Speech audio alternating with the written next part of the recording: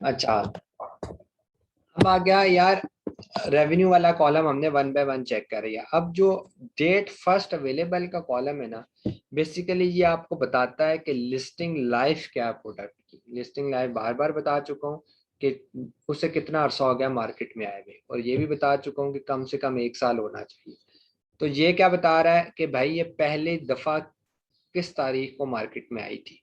ये 2011 में आई थी, इसको तो काफी टाइम हो गया। पहली पहली दुकान सही है।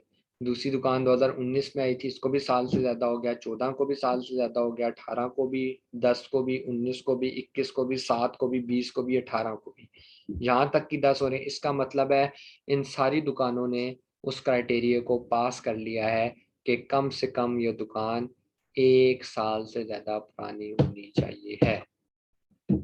नेट का कॉलम हमारे किसी काम का नहीं है। बेसिकली नेट का कॉलम हमें ये बताने की कोशिश करता है कि इसको पर यूनिट सेल आउट करने पे कितना प्रॉफिट होता है। सो अगर आप कोक की दुकान पर जाओ, फैक्ट्री में जाओ या उनके स्टोर में जाओ और उनको कहो यार आपको एक बॉटल के ऊपर कितना फायदा होता है, तो वो कुत्ते छोड़ देंगे आपके ऊपर। कोई भी नहीं बताता कि मेरा नेट प्रॉफिट कितना है। तो ये झूठ लिखा होता है। इसको प्रॉपर निकालते कैसे हैं मैं आपको सिखाऊंगा, आप उसकी टेंशन ना लें। और डेफिनेटली हर इन्वेस्टर का गोल क्या होता है, पैसे कितने बचा कर दोगे। तो अगर हम उसको इस सवाल का जवाब ही ना दे सकें कि भाई पैसे कितने बचाएंगे पर यूनिट के ऊपर, एक बॉटल सेल करने के ऊपर कितने पैसे बचाएंगे, तो कोई भी इन्वेस्टर आपके साथ चलने को तैयार नहीं होगा। तो इसका प्रॉपर एक तरीका है, वो मैं आपको बताऊंगा। अब रिव्यूज के ऊपर आते हैं। मोस्ट इंपॉर्टेंट कॉलम, बार बार कहता रहा हूँ, यूके की मार्केट के अंदर 600 से कम रिव्यूज होने चाहिए। रिव्यूज जितने ज्यादा होते जाएंगे उतना ज्यादा मार्केटिंग के ऊपर खर्चा आएगा, उतनी ज्यादा ब्लीडिंग करनी पड़ेगी, उतने ज्यादा फ्री गिव अवेज करने पड़ेंगे, क्योंकि हम दुकानों में, प्लाजे में फ्रंट की दुकानों के ऊपर आना चाहते हैं। कैसे आएंगे? रिव्यूज ज्यादा होंगे पहली 10 दुकानों से तो हम भी आ जाएंगे। मतलब जितने जिसके रिव्यूज सबसे ज्यादा होते हैं वो दुकान प्लाजे में सबसे आगे रखी जाती है। समझ आ रही? इसीलिए मैं कह रहा हूँ 600 से कम होने चाहिए तब दुकानों के, तभी हम प्रोडक्ट को अच्छा समझेंगे। ये देख लेते हैं, इसके रिव्यूज तो 600 से बहुत ज्यादा है। पहली दुकान ने क्राइटेरिया को फेल कर दिया। कितने की गुंजाइश थी? 2 की गुंजाइश है ना। अभी देखते हैं। ये 600 से नीचे है पास, 600 से नीचे है पास, 600 से नीचे है पास। ये तो 600 से ऊपर चला गया, दूसरी गलती होगी। आगे चलते हैं। ये नीचे है पास, ये तीसरी गलती होगी, चौथी गलती होगी। इसका मतलब है इस प्रोडक्ट के रिव्यूज ज्यादा हैं। रिव्यूज ज्यादा होने का मतलब है खाने में नमक मिल चुका है।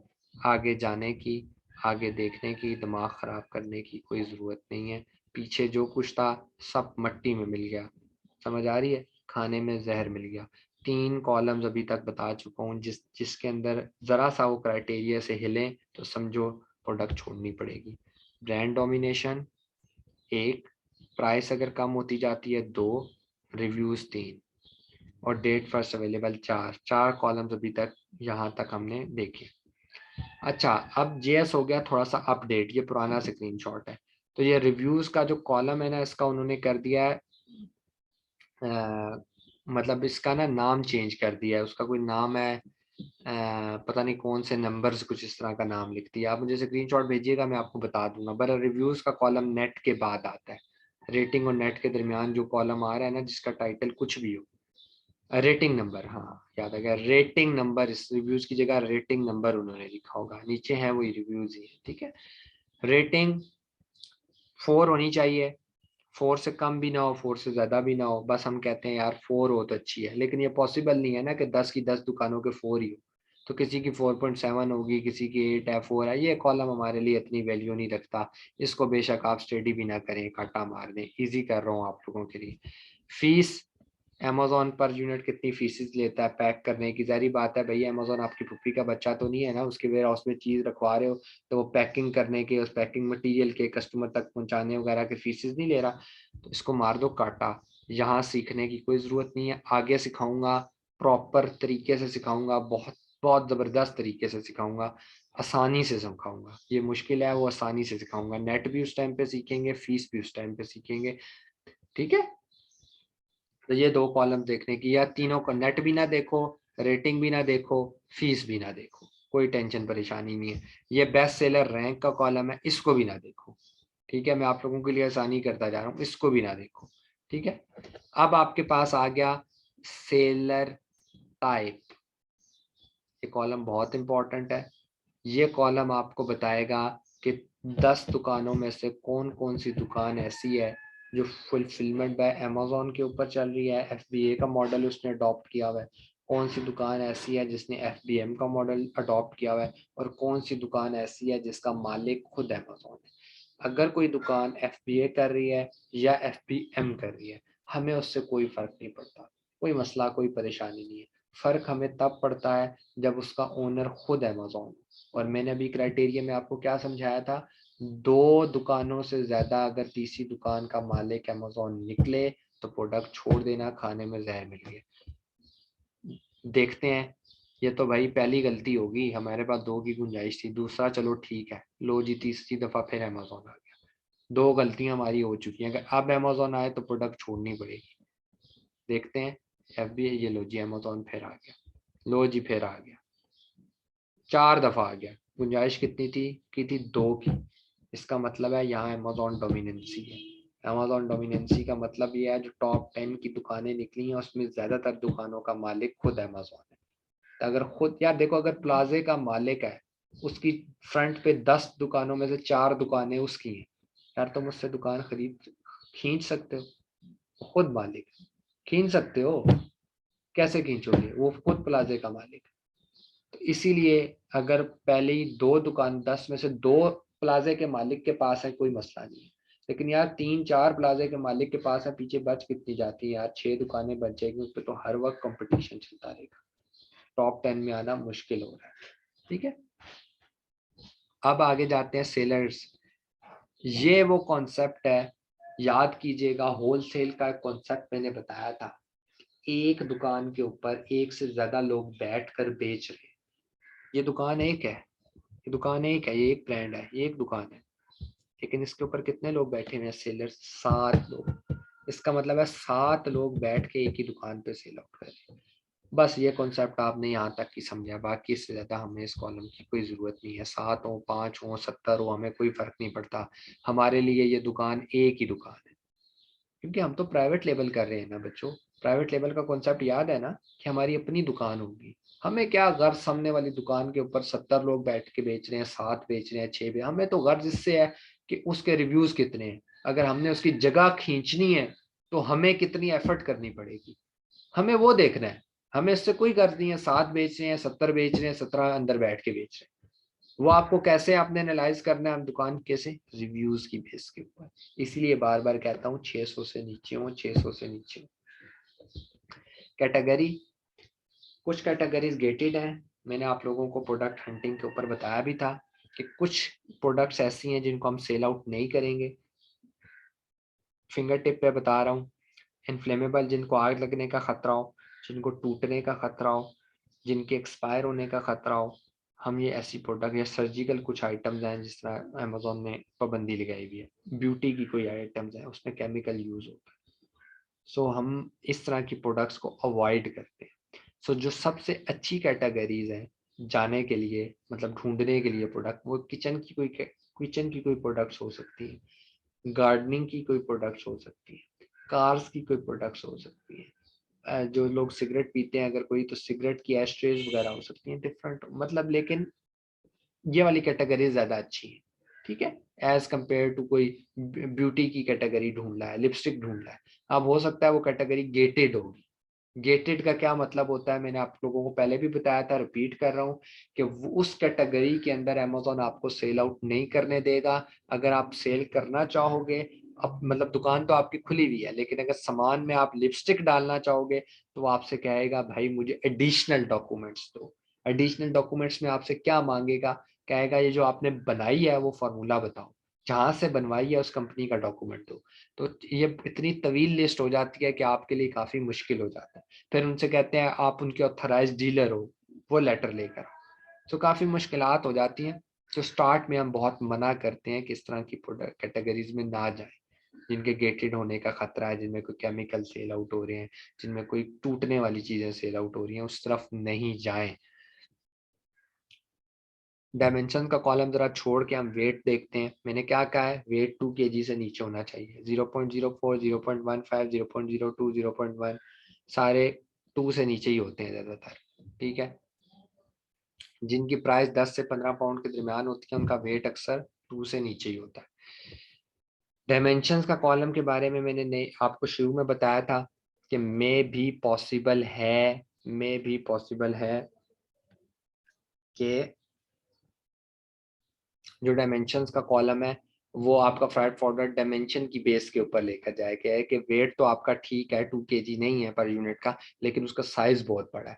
सो डायमेंशन का जनरल फार्मूला ये है कि देखिएगा कि ये तीन साइड्स की डायमेंशन बता रहा होता है, 1.3, 0.4, 9.8। तो आपने देखना है तीनों में से कोई एक भी 18 से ज्यादा ना हो। अगर 18 से ज्यादा हो इसका मतलब है उस जो डब्बा है उसकी एक साइड बड़ी है। अगर एक साइड भी बड़ी है तो इसका मतलब है वो फ्राइड फॉरवर्डर आपको इसके हिसाब से चार्ज करेगा, आपके साइज के हिसाब से, तो आपकी कुछ कॉस्ट बढ़ जाएगी। लेकिन कोई बात नहीं, हो सकता है उस प्रोडक्ट का प्रॉफिट इतना अच्छा आ रहा हो कि उसकी डायमेंशन मैटर ही ना करती। हो सकता है ना, क्यों नहीं हो सकता। एक प्रोडक्ट मुझे 10 रुपए बचा कर दे रही है तो कोई बात नहीं, अगर वो मुझे सामान लेकर जाने में 2 रुपए ज्यादा भी लगाने पड़ रहे हैं तब भी 8 रुपए तो फिर भी बच रहे हैं ना। 10 दे रही थी मुझे, 2 में उसके ले जाने पर एक्स्ट्रा खर्चा कर रहा हूँ तो 8 हो जाता है, 8 तो फिर भी दे रही है ना। तो प्रॉफिट के ऊपर बहुत चीजें डिपेंड करती हैं। ये है आपके जेएस का क्राइटेरिया, ये क्राइटेरिया लिखे हुए हैं, ये इसका प्रैक्टिकल है। प्रैक्टिकल मैंने बता दिया है कहाँ से आपके सामने विंडोज आएगी। अभी आप में से 1 बाय 1 कितने बंदे बैठे हैं? चलो अबू बकर से स्टार्ट लेते हैं। अबू बकर, आप इस वाले कॉलम को बताएं, इसमें ब्रांड डोमिनेंसी है या नहीं है। आपको मैंने अभी सिखाया कैसे चेक करते हैं, जरा चेक करके बताएं। हरी हरी तेज तेज बताना है, ठीक है, टाइम कम है हमारे पास। बताएं इसमें ब्रांड डोमिनेंसी है या नहीं है। ये पहले पहला रिपीट, ये दूसरा रिपीट हो रहा है, दूसरा 3 मरतबा रिपीट हो रहा है। चलें ठीक हो गया, मैं म्यूट कर रहा हूँ। ठीक है मैंने ले लिया आपके पॉइंट। आपका डिस्टॉर्शन ज़्यादा आ रही है इसलिए म्यूट कर रहा हूँ। आपका कुछ आंसर ले लिया मैंने। इन्होंने बिल्कुल ठीक जवाब दिया है कि देखें हम 1 बाय 1 अगर चेक करें तो ये वाला जो ब्रांड है ये दूसरी दफ़ा रिपीट हो गया और फिर यहाँ पर तीसरी दफ़ा भी रिपीट हो गया। तो मैंने क्या बताया था, अगर कोई ब्रांड 2 दफ़ा रिपीट हो जाए तो खैर है, तीसरी दफ़ा रिपीट हुआ इसका मतलब है ब्रांड डोमिनेशन है। जेएस इसको रेकमेंड कर रहा है कि इसमें ब्रांड डोमिनेशन है, इस तरफ नहीं जाओ। अब और कोई और बंदा, क्या नाम है यार, 1 बाय 1 लेते हैं। अच्छा, दूसरे नंबर पे आसमा बैठी हुई है। आसमा, आप प्राइस वाले कॉलम को देखकर बताएं कि क्या ये प्राइस जस्टिफाई हो रही है या नहीं हो रही, हमारे उसके अंदर रीजन में आती है या नहीं आती, क्राइटेरिया मैच कर रहे हैं या नहीं। सर फर्स्ट वाली तो नहीं कर रही, लेकिन और सेकंड वाली भी नहीं कर रही, थर्ड भी नहीं कर रही। इसके अलावा कर रही नहीं, एक और भी नहीं कर रही, 4 नहीं कर रही इसमें। अच्छा चले, म्यूट कर रहा हूँ मैं खुद, जवाब के बाद म्यूट कर दिया करूंगा, डिस्टॉर्शन थोड़ी आ रही होती है। अच्छा, एक तो ये चीजें हैं, चलो आप लोगों को बता दिया। एक तो ये है कि जब इस तरह के कोई फिगर आए तो राउंड ऑफ कर दिया करें। 8.84 लिखा, आप इसको 9 कंसीडर कर लें। 9 कंसीडर किया इसका मतलब है 9 to 35 के अंदर आ गया, तो आप इसको अंदर लें। अच्छा चलें, ये दूसरी नहीं कर रही, 35 से बाहर है। तीसरी भी नहीं कर रही, ये भी 35 है। ये 16 है, ये 9 है, ये 25 है। चलो किसी हद तक कुछ कर रही है, कुछ नहीं कर रही है, एक दो गलतियों की गुंजाइश होती है, हमने कर दी, कोई बात नहीं, जस्टिफाई हो गया। आप सब लोग अगर अपना दिमाग लड़ा कर कोई मुद्दा मुझे इसका जवाब दे सकता है कि ऐसा क्यों हो रहा है कि ये 9 की है, ये 51 की है, हालांकि प्रोडक्ट सेम है, ऐसा कैसे हो सकता है। मतलब यार, अगर कोक की बोतल 100 की है तो गौरमेंट 70 की हो जाएगी, ऐसे तो नहीं है ना, कोक की 100 रुपए की है तो गौरमेंट 30 रुपए की है। तो ऐसा क्यों है, ये 9 की है, ये 51 की है। ये 35 की है, अगली देखें तो 16.5 की है, उससे अगली देखें। इतनी ज्यादा प्राइस फ्लक्चुएशंस की वजह क्या हो सकती है? आपके जहन में क्या आता है? आप में से कोई इसका आंसर दे सकता हो?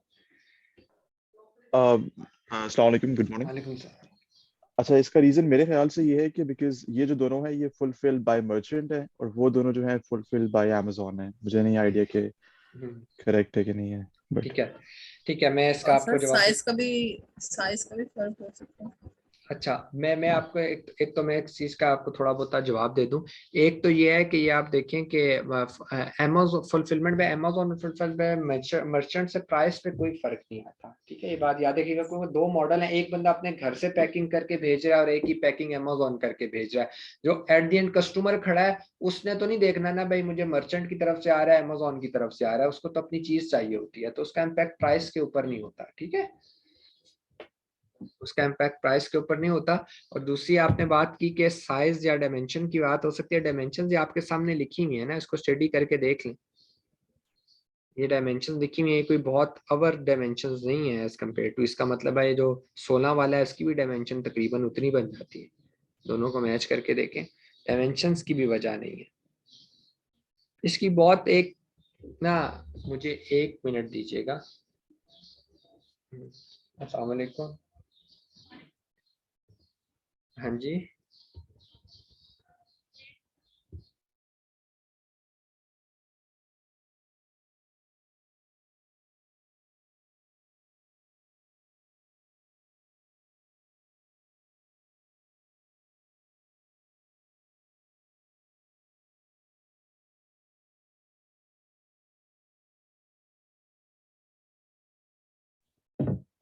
अच्छा, मैं आपको ना वैसे ही आपको एक चेक कर रहा था कि आप लोगों का क्या आइडिया है, या आप लोग जो है ना, ये तो मैं रिकॉर्डिंग